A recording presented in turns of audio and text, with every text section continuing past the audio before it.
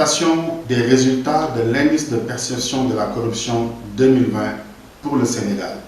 Pour les résultats du Sénégal, nous constatons que le Sénégal reste dans la zone rouge. La progression constatée à partir de 2012 s'est stoppée en 2016. Le Sénégal continue de stagner dans la zone rouge avec une sous-moyenne de 45 sur 100.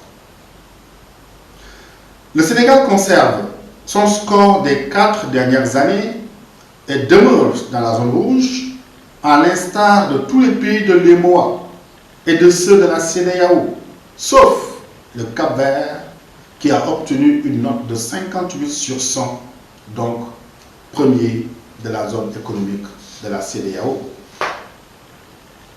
Dans l'IPC, l'élément substantiel qu'il faut considérer est plutôt le score, donc la note, que le classement. Ce dernier varie en fonction du nombre de pays concernés. C'est pourquoi le Sénégal doit encore faire beaucoup d'efforts pour sortir de la zone rouge, c'est-à-dire dépasser le score de 50 sur 100.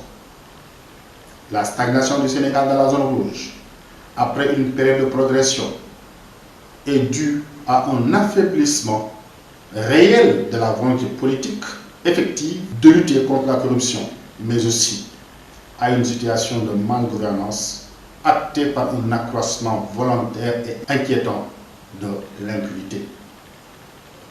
Ce phénomène se manifeste par 1. L'impunité croissante, affirmée, voulue, entretenue par le chef de l'État, cause principale de l'inefficacité de la lutte contre la corruption au Sénégal.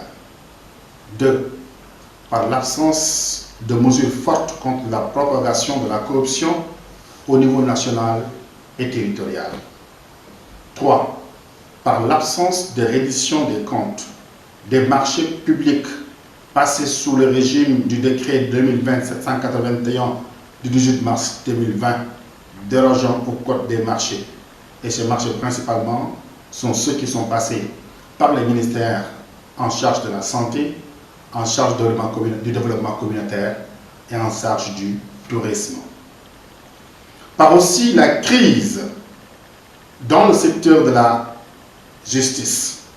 Ce phénomène également se manifeste par la forte implication de l'exécutif dans le système judiciaire, par l'inertie de l'Assemblée nationale dans la lutte contre la corruption, par la marginalisation du contrôle interne des administrations, incarné par les inspections internes, par le maintien de l'illégalité au sein des instances de régulation, ARMP, Sénat, qui affaiblit l'exercice de leur mission et altère leur crédibilité auprès des citoyens. Enfin, ce phénomène se manifeste par la mise entre parenthèses de la Cour de répression de l'enrichissement illicite.